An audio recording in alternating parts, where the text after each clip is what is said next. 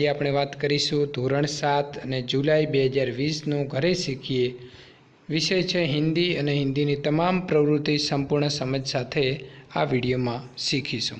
એ પહેલાં ચેનલમાં નવા હો તો ચેનલને સબસ્ક્રાઈબ કરવાનું ભૂલતા નહીં।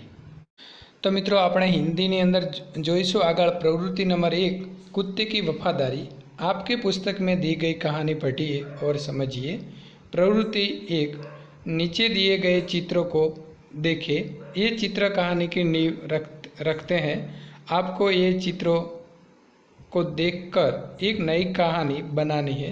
कुछ बातें ऐसी भी होगी जो आप अपने आप सोचकर लिखेंगे।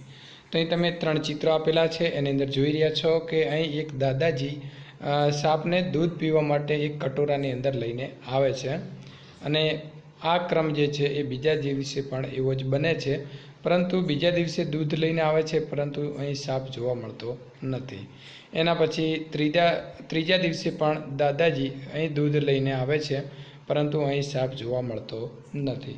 તો તમે આના ઉપરથી સરસ મજાની કહાની અહીં લખી શકો છો।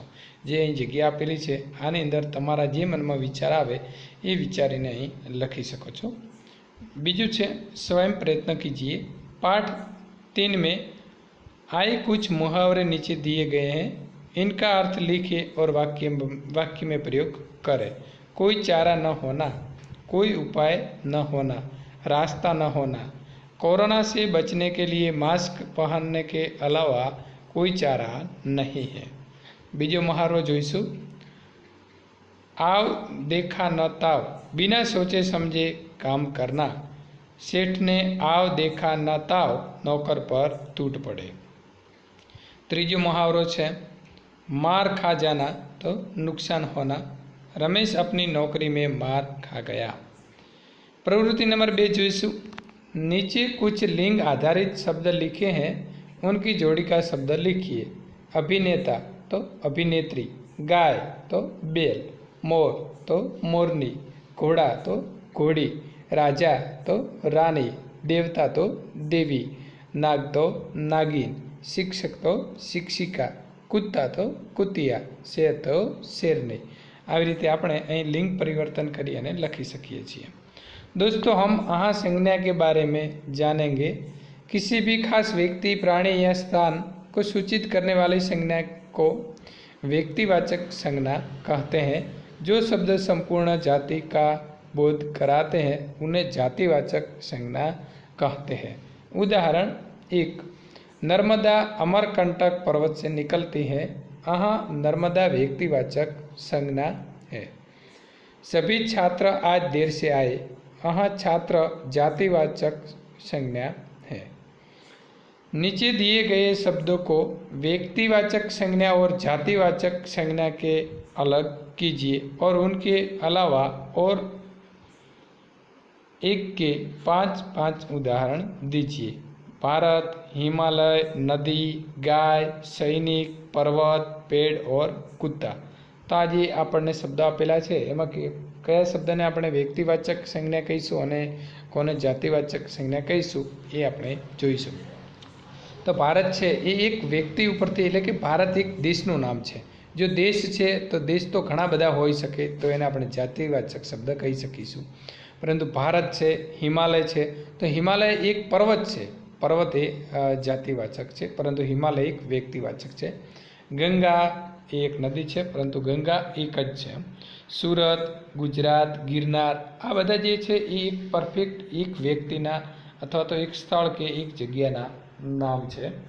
ज्यारे जातिवाचकनी अंदर नदी तो घणी बधी नदीओ छे परंतु बधी नदीओ आवी जाय छे। गाय तो दरेक गाय आवी जशे। सैनिक, पर्वत, पेड़ और कुत्ता तो आज है कुत्ता तो कूतरो तो एनी अंदर एनी आखी जाति आवी जाए छे। पछी तमारा घरनो होय के बीजाना घरनो होय। एना पछी आगळ जोईशुं एक्टिविटी 2 छे कथनी और करनी। आपके पुस्तक में दिए गए पाठ को पढ़िए और समझने का प्रयत्न कीजिए। तो अहीं आपणे एक वार्ता आपेली है एटले के एक फकरो है आने तमारे वाँचवानो छे। मित्रों ध्यानथी वाँची लो અને પછી नीचे थोड़ा प्रश्नों है एना जवाब तमारे लखवानो है। तो गद्यांश को एक शीर्षक दीजिए। तो आज फकरो है एनो एक शीर्षक आपवानो छे અને એનું शीर्षक आवशे भीड़ और समाज। प्रश्न नंबर 2, महानगरों में भीड़ होती है, समाज या लोग नहीं बसते, इस वाक्य का आशय स्पष्ट कीजिए। तो महानगरों में लोग बसते हैं लेकिन इनके बीच कोई रिश्ता नहीं होता, एक दूसरे के लिए हृदय में भाव या प्यार नहीं होता। तीसरा प्रश्न है, भीड़ में बुद्धि या विचार नहीं होता, ऐसा कौन सी बातों से स्पष्ट होता है? क्योंकि भीड़ में सारे अनजान लोग होते हैं, क्या करने के लिए इकट्ठे हुए हैं उनके बारे में कोई सोचता नहीं है और इकट्ठा होकर विनाश करने के लिए साथ देते हैं। जमघट और समाज में क्या अंतर होता है?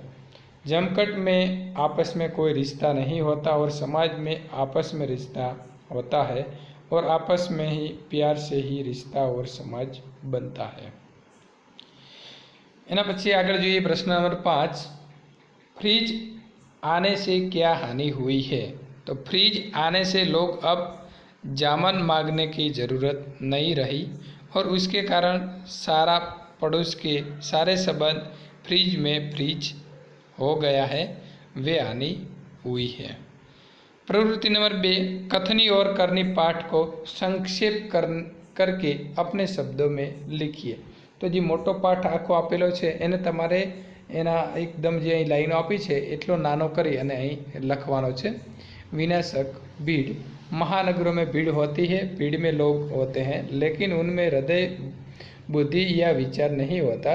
भीड़ विनाशकारी है, भीड़ में आपस में कोई रिश्ता नहीं होता, लोग इकट्ठा होकर विनाश करते हैं, भीड़ संबंध रहित होता है।